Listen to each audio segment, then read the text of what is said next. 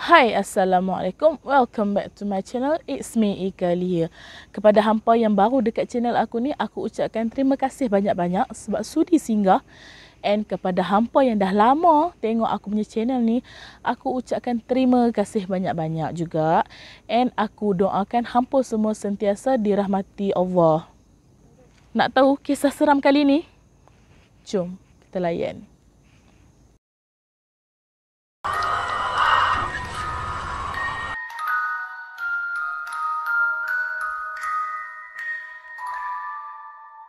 Aku mau kasih tahu mengenai sebuah dosa.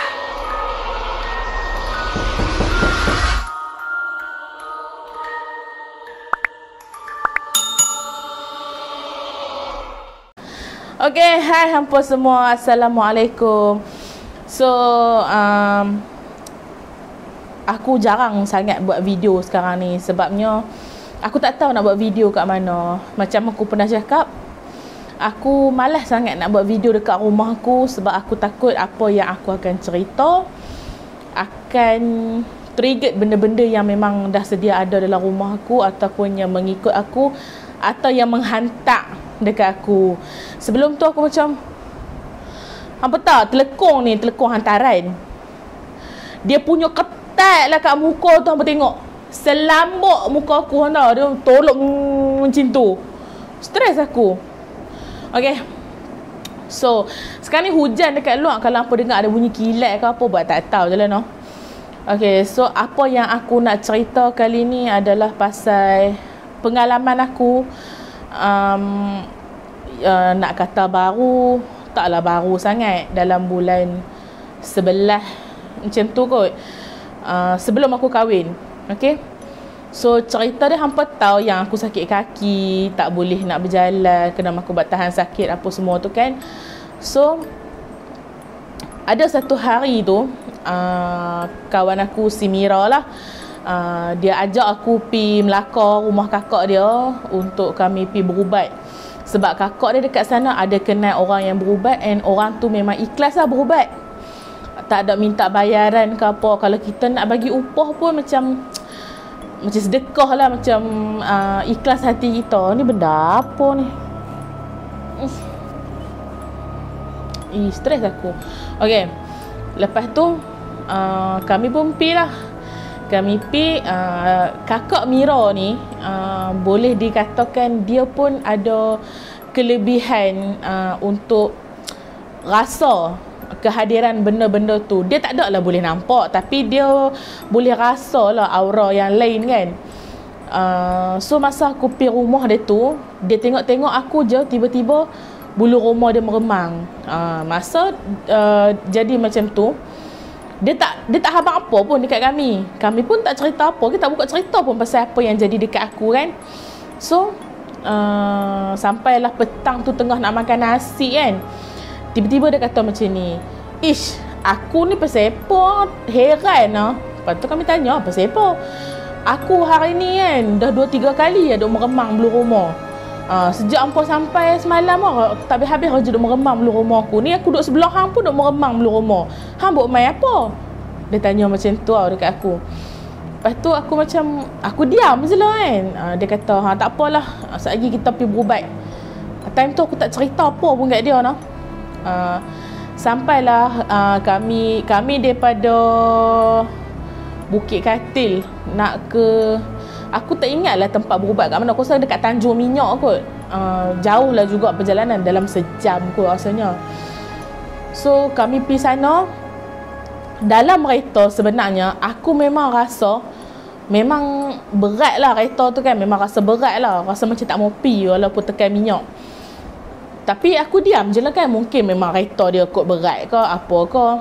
Lepas tu dah sampai tempat berubat tu, kakak dia berubat dulu. Kakak dia pun pergi memang ada tujuan nak berubat lah kan. So dah pergi berubat apa semua ni. Lepas tu kakak dia kata, "Ni ada lagi seorang adik saya nak berubat."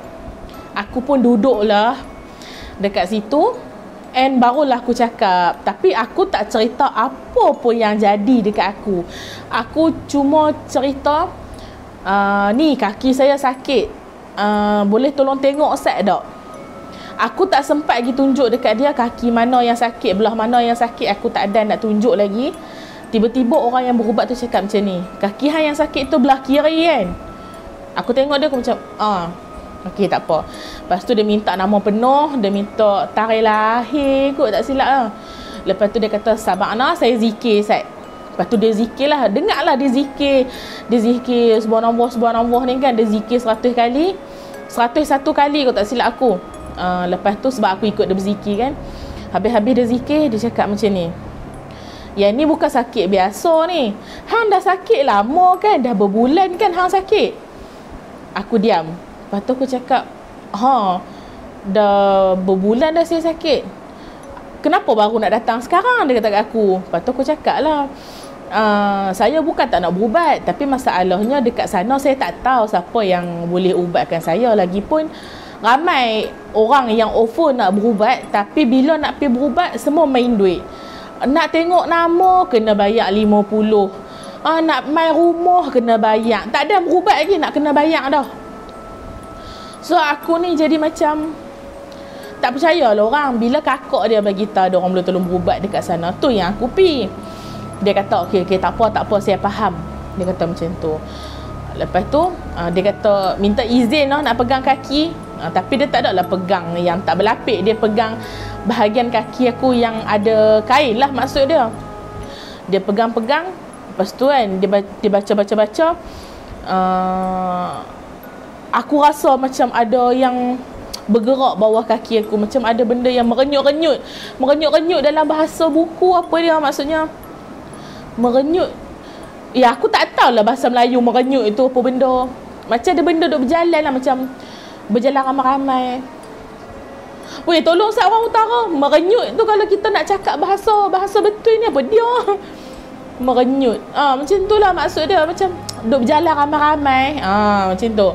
Aku rasa ada benda yang duk berjalan ramai-ramai dalam kaki aku ni, turun nak keluar dekat kaki. Lepas tu kan dia kata, uish, dahsyat juga yang ada dekat kaki hang ni. Dia duk bergayut. Dia kata macam tu, dia duk bergantung dekat kaki hang. Sebab tu lah hang nak berjalan hang rasa susah. Aku pun macam, ish, ya kau dia ni kan, aku tak cerita apa lagi ni.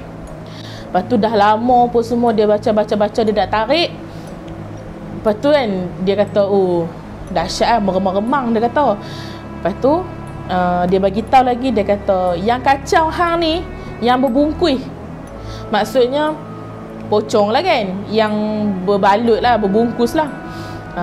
Dia kata yang ni orang hantar. Tapi dia tak bagi tahu siapa. Aku tanya siapa yang hantar. Orang kenal-kenal juga, tak boleh lah bagi tahu siapa, takut nanti jadi fitnah dia kata. Tapi orang kenal-kenal juga dia kata. Lepas tu aku tanyalah apa tujuan dia hantar sebenarnya. Dia tak puas hati ke ataupun ada masalah lain ke. Lepas tu dia kata tujuan orang ni hantar tak puas hati tu satulah. Tapi lagi satunya kenapa orang ni hantar, sebabnya orang ni dah tak nak bela, dah tak nak jaga benda tu. And bila dia ni tahu aku, maksudnya orang yang membela benda tu tahu aku ni ada kelebihan sikit-sikit, dia tengah gunakan aku untuk dia tinggal barang tu dekat aku. Maksudnya dia nak aku ni yang jadi tuan kepada benda tu. Hang ada mimpi apa-apa? Dia tanya kat aku. Lepas tu aku diam. Dia kata, kalau hang ada mimpi apa-apa, ada orang bagi apa-apa ke apa semua, hang ada terima ke tak? Aku cakap, aku ada mimpi.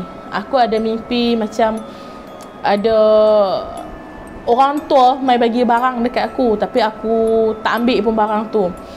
Silapnya pula aku pernah mimpi aku beranak.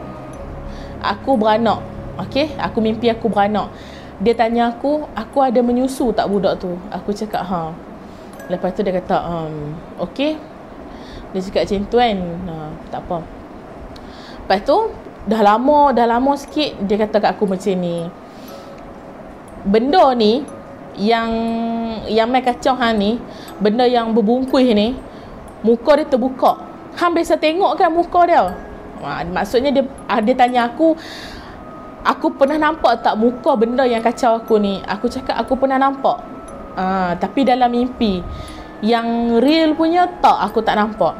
Dia kata, baguslah.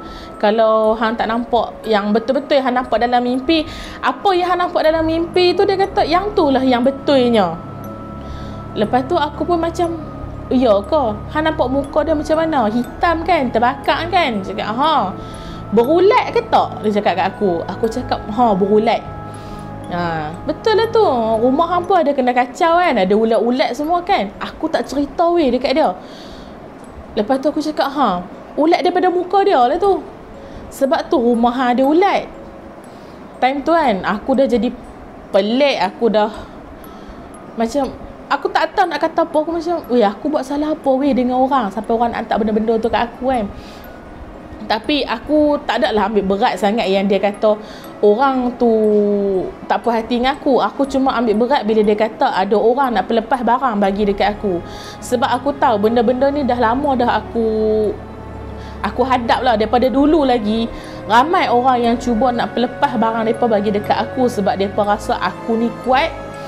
Maksudnya bukan kuat apa, maksudnya badan aku boleh tahan benda-benda macam tu. Lepas tu dia kata, benda ni memang duk bergayut dekat kaki kiri aku. Sebab aku start terlangkah benda yang ada dia tabuk depan rumah aku dengan kaki kiri. Sebab tu kaki kiri aku yang sakit. Maknanya orang yang buat tu orang yang terdekat dengan aku je, tak jauh pun. So aku diam je lah.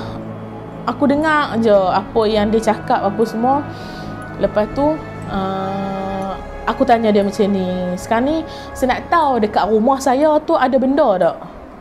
Lepas tu dia kata bagi nombor rumah. Aku bagi nombor rumah. Lepas tu dia baca. Lepas tu dia kata kat aku macam ni, rumah hang masuk-masuk terus jumpa toilet kan, belah kanan. Aku terkejut sebab kita takkanlah kita jumpa orang, kita nak cerita rumah kita tu kedudukan macam mana. Lepas tu kata lah, betul. Dia banyak mai daripada toilet tu. Kadang-kadang benda-benda yang tak elok masuk lalui lubang tandas.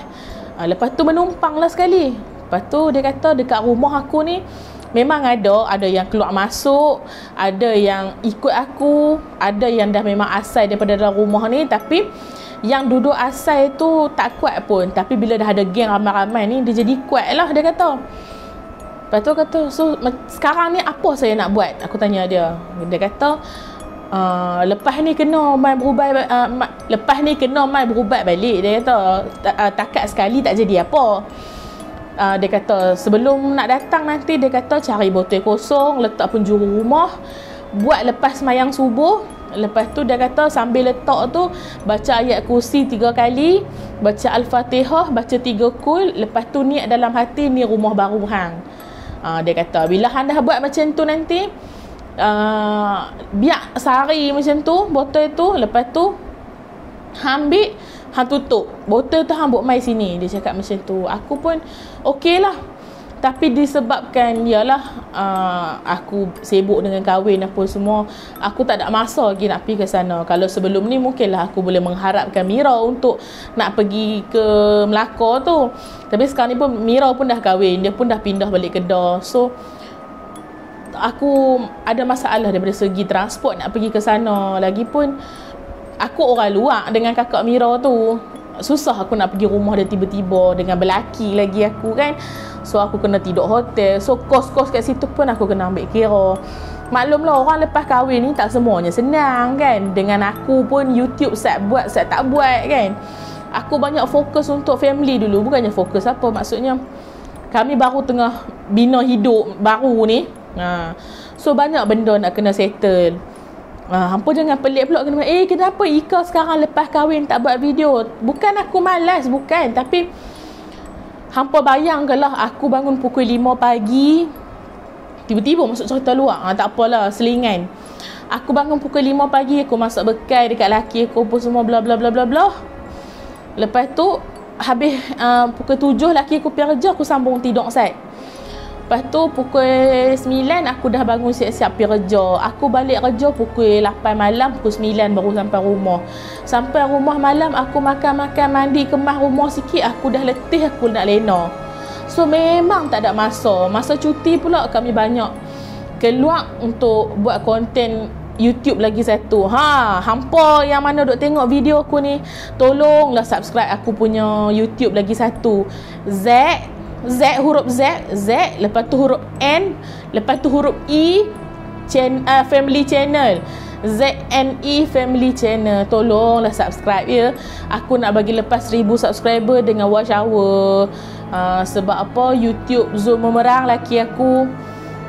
Tak boleh nak monetize lagi sebabnya surat tak sampai-sampai. Dah banyak benda kita orang cuba buat tapi surat still tak sampai, nombor PIN still tak dapat. So aku buatlah channel lain untuk backup balik lah channel dia. Kalau kata memang tak boleh nak buat apa, dah ada YouTube lain kan untuk backup. So aku harap hampa semua support. Okay, sambung balik cerita tu.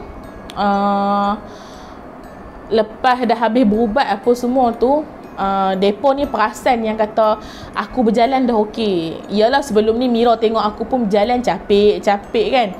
Tapi lepas berubat tu alhamdulillah lah aku dah boleh jalan balik. Tapi still lah ada sakit dia sikit-sikit. Masa berubat tu memang aku menangis sebab tak tahan memang sakit. Sebab memang rasa macam masa dia sentuh daripada pinggang aku pun aku rasa macam pisau kena hirih-hirih. Apa tahu tak? So memang aku tak tahan, memang sakit lah. Aku rasa aku ada simpan video masa aku berubat tu. Ni apa rasa ni kalau buat ni? Berdenyut. Ada benda mengikut tak?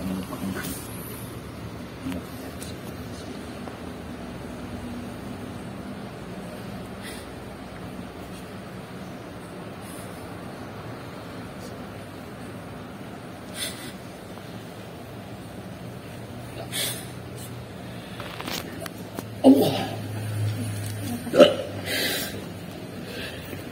Sekejap.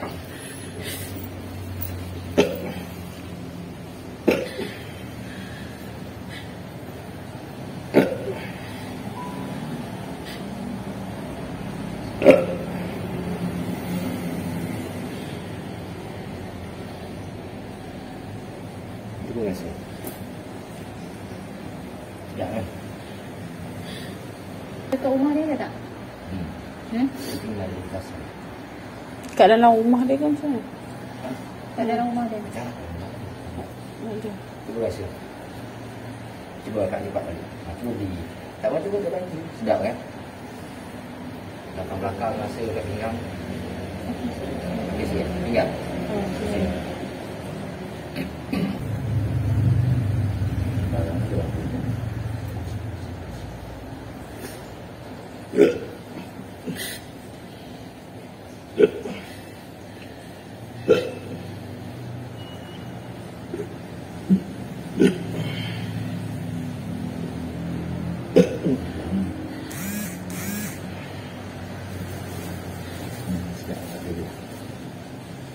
Okey, cuba rasa. Pasal ada sampingan juga tak? Ada orang mengantar ke macam mana? Ya, ada orang mengantar dia. Dia okey, sifat dia okey, dia bermohon dia okey. Dia jenis tak ada sifat dendam, tak ada sifat apa. Yelah, tapi tu ada sakit nampak. Dulu dari atas ni turun ke bawah. Tak kan? Itulah video masa aku berubat. Aku tak boleh lah nak tunjuk full yang aku tengah berubat tu sebabnya aku nak kena rahsiakan juga orang yang ubatkan aku, and mungkin ada aurat-aurat yang tak perlu dilihat.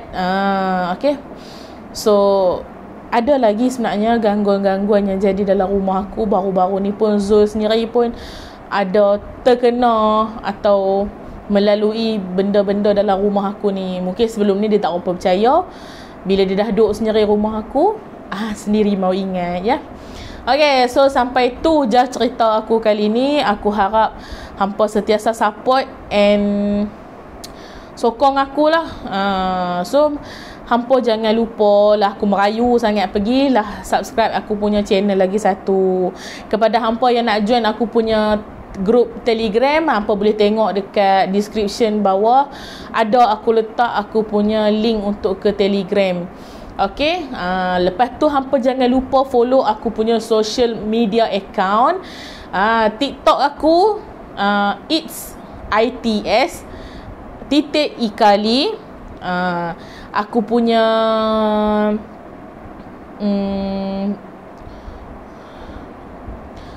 punya Instagram miss.ikali,